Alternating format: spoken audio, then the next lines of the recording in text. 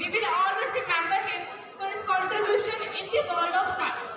So it's the time to move to our topic. My topic is respiratory system. Respiration होता क्या है? हम अपने डेली लाइफ में अपने जीवित रहने के लिए एक प्रोसेस को कंटिन्यू रखते हैं जिसको हम रेस्पिरेशन कहते हैं। एक्चुअली जो सांस लेना होता है उसे हम रेस्पिरेशन कहते हैं। मतलब जब हम सांस लेते हैं, गैसेस को इनहेल करते हैं, तो वो गैसेस कहाँ से होते हैं, कहाँ जाते हैं, उसे हम रेस्पिरेशन कहते हैं। रेस्पिरेटरी सिस्टम, जब हम सांस लेते हैं तो वो गैसेज होती हैं, जब भी हम गैसेज को इनहेल करते हैं तो वो मिक्सचर ऑफ गैसेज होती है। मतलब उसके अंदर बहुत सारी गैसेज होती हैं, इन्वॉल्व होती हैं। इसमें CO2 होती है, कार्बन डाइऑक्साइड होती है, ऑक्सीजन, हाइड्रोजन एक्सेट्रा। जब हम गैसेज को इनहेल करेंगे तो वो यहाँ नोस्ट्रल से करेंगे। हमारी बॉडी में 2 नोस्ट्रल्स होते हैं जो नेसल कैविटी में प्रेजेंट होते हैं। हमने गैसेस को इनहेल किया तो नेसल कैविटी से होते हुए फेरिनेक्स में गए। फेरिनेक्स एक ऐसा रीजन है जहाँ पर गैसेस और जो फूड होते हैं वो आपस में मिलते हैं। अब वो कैसे होता है?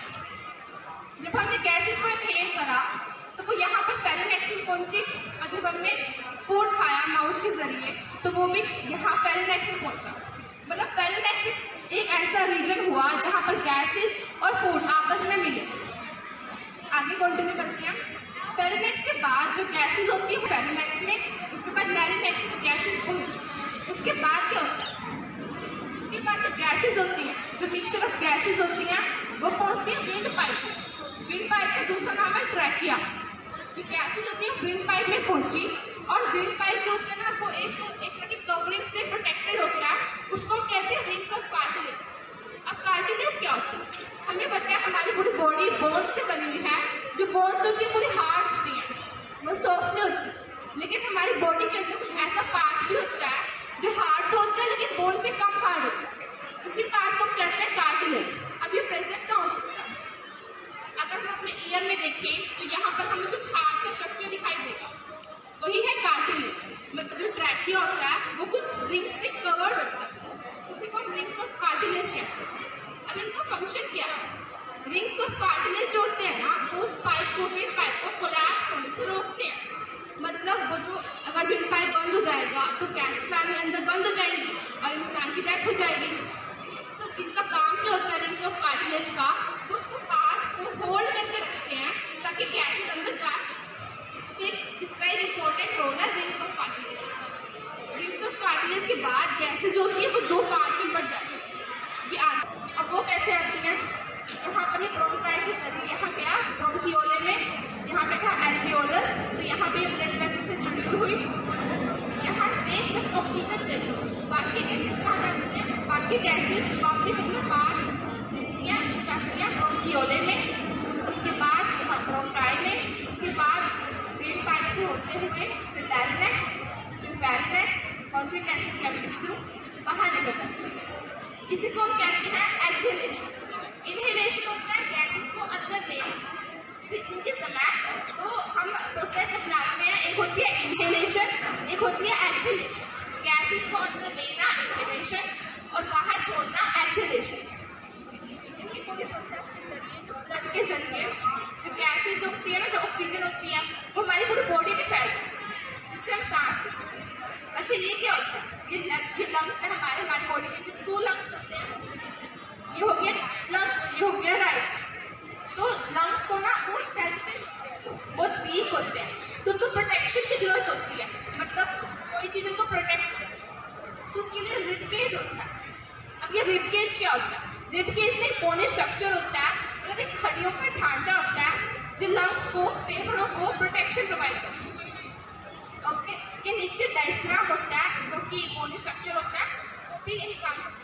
अगर क्वेश्चन आता है कि लंग्स कहाँ प्रेजेंट है तो हम आंसर देंगे कि लंग्स कहाँ होते हैं? लंग्स हमारी बॉडी में डायफ्राम से ऊपर और रिब केज के अंदर होते हैं। अच्छा कौन सी कैविटी में होते हैं? ये रिब केज है। अगर इसके अंदर से हम लंग्स को हटा दें, मतलब एक अपने इमेजिनेशन में ये सोचें कि अभी के लिए लंग्स नहीं है, तो हम क्या कहेंगे कि लंग्स कहाँ पे होते हैं? थोरैसिक कैविटी में होते हैं। कौन सी कैविटी? Thoracic cavity. इसी कैविटी को हम चेस्ट कैविटी बोलते हैं। ओके, तो लंग्स का होते हैं थोरैसिक कैविटी या फिर चेस्ट कैविटी में रिब केज के अंदर। Thank you and have a nice day. एक एग्जाम्पल के साथ समझते हैं। जैसे कि हम एक बॉल को देखते हैं तो हमें क्या दिखता है, उसका पेंट ही दिखता है, और ऐसे ही हम अपनी बॉडी को देखते हैं तो हमारी स्किन ही विजिबल होती है। लेकिन जैसे बॉल पेंट के पीछे क्या होता है, सीमेंट होता है, सीमेंट के पीछे क्या होता है, ब्रिक्स होती है, ईंटें होती है। ऐसे ही हमारी बॉडी की जैसे हमें स्किन दिखती है, इसके पीछे होता है ब्लड होता है, ब्लड के अंदर क्या होते हैं, सेल्स होते हैं। सेल्स बहुत ही टाइनी होते हैं, बहुत ही ज्यादा छोटे होते हैं। इनको हम केवल माइक्रोस्कोप की हेल्प से ही देख सकते हैं। ये बहुत ज्यादा छोटे होते हैं, इनको हम केवल माइक्रोस्कोप की हेल्प से ही देख सकते हैं। अब सेल्स की डिस्कवरी किसने की? सेल्स की डिस्कवरी रॉबर्ट हुक ने की थी इन 1665। उसने ट्री के जो कॉर्क होती है, छाल होती है पेड़ की, उसके डेड सेल्स को देखा था इन 1665। किसने देखा था? रॉबर्ट हुक ने इन 1665। उसके बाद 2 जर्मन साइंटिस्ट थे जिनका क्या नाम था? Slider and sworn. Slider and sworn. उन्होंने क्या बताया कि जितने भी लिविंग ऑर्गेनिजम्स हैं वो किससे मिलकर बने होते हैं? सेल से। और ये सेल्स इतने छोटे हैं कि इनको हम ओनली माइक्रोस्कोप की हेल्प से ही देख सकते हैं। अब एक हमारे सामने डायग्राम है एनिमल सेल का, उसको हम समझते हैं सेल कैसा दिखता है।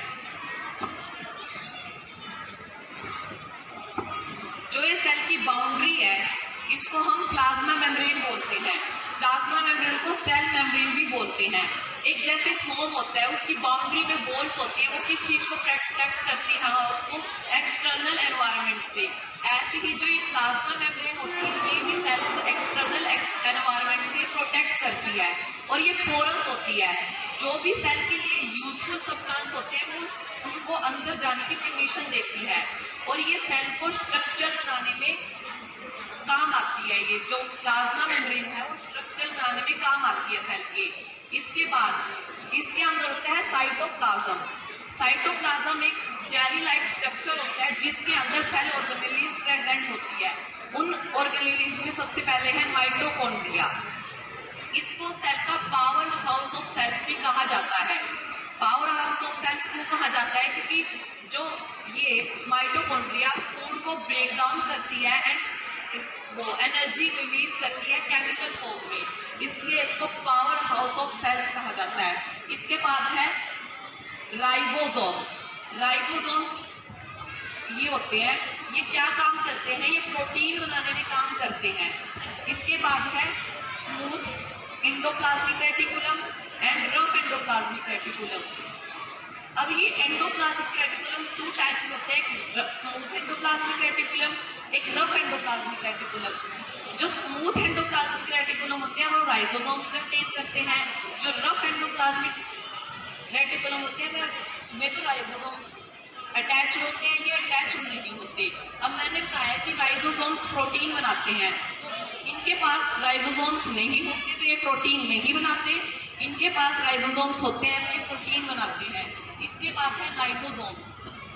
इनके लाइसोसोम्स के अंदर डाइजेस्टिव एंजाइम प्रेजेंट होता है। जो भी सेल के अंदर कोई भी हार्मफुल सब्सटेंस आता है तो उसको डाइजेस्ट कर लेते हैं। इसके बाद है न्यूक्लियस।